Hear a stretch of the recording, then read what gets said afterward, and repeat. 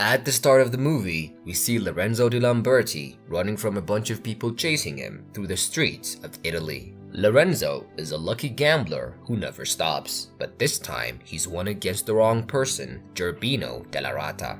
The men that chase Lorenzo are Gerbino's men. After a long chase, they corner him, but being the excellent and brave swordsman that he is, Lorenzo fights them off and insults Gerbino, then runs away. Lorenzo has a crush on Pomponea Anastasi, the richest girl in town, and he goes there just after he escapes Gerbino's men to place flowers under Pomponea's window. The next day, as Lorenzo makes his way through town, his friends come to him and tell him that Gerbino is waiting for him. They give him a horse and tell him to ride like the wind and leave for good. As Lorenzo leaves the town, he's being chased by Gerbino's men. Lorenzo meets a man on the streets hauling a dead body, and Lorenzo asks him where the road he's headed on leads. After much banter and being very evasive, the man tells him that the road leads to a convent for nuns and that the dead man he's carrying on his wheelbarrow used to work there.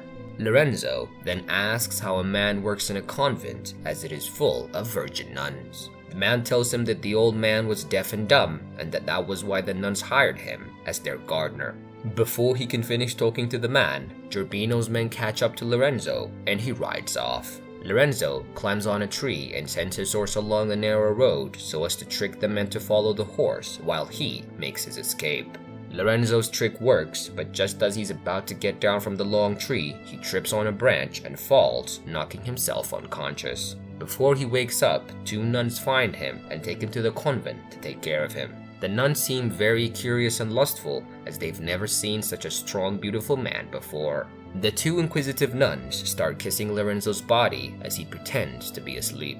While they continue to kiss him, the head nun comes in and Lorenzo wakes up. The two nuns tell her that he has not said a single word and that they think he might be deaf and dumb. The head nun asks if he could hear or speak, but Lorenzo remembers what the man told him and pretends as if he's unable to do either. The nuns are happy, saying that he is an angel from heaven. The head nun tells them to take him to a bath, and after the two nuns take him, they make love to him in his bath. Back in town, Pomponea's parents have died from the plague, and as she prays for them, Gerbino comes in and tells Pomponea that her father was in so much debt and that he has paid off the people her father owed.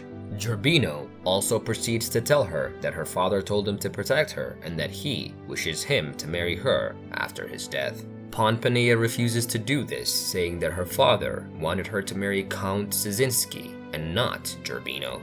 The next morning, the girls meet up to go to the villa and they take the priest and their boyfriends with them. After waiting for Pomponea, they discover that she went to a convent outside of the city to preserve her virginity and remain safe till the Russian count arrives. And what better place to do that than a house full of virgins, or so she thought. As the nuns prepare her clothes, she sees Lorenzo working in the yard at the convent, and the nuns tell her that he is deaf and dumb. Meanwhile, back in the city, Count Szczynski arrives with an entourage carrying gifts for Pomponea and her parents. He's greeted in the castle by Gerbino, who tells him that he is her husband-to-be and that there must be some kind of confusion. After a very long and tense conversation, the Russian count leaves with his men on their way, but they are met by a messenger who gives them a letter and a map to where Pomponea is.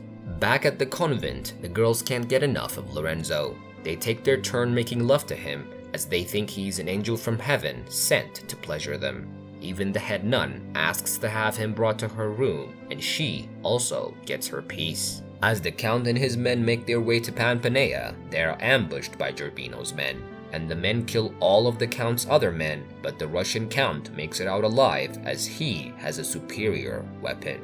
At the convent, Pomponea keeps staring at Lorenzo as he works in the yard, as she is mesmerized by his beauty and his features. At lunch, she goes to bring him food alone. She covers his eyes and kisses him and runs out. Lorenzo starts to get feelings for this one nun whom he had not had till now. Pomponea hears that the Russian count has arrived in Florence and that she must go and see him. But she knows that she could not leave Lorenzo behind, as she does not want others to have what she desires. And so Pomponea goes to the head nun and informs her that she heard Lorenzo singing in the garden. and if he can sing, that means he can hear and speak as well. And so the nuns throw out Lorenzo out of the convent immediately. Meanwhile, Count Szczynski is still traveling to meet his wife-to-be, but while he stops for a sip of water, he comes across a very beautiful woman. The next day, as Pampanea heads to Florence to see the Count, she meets Lorenzo, and he decides to go with her as well.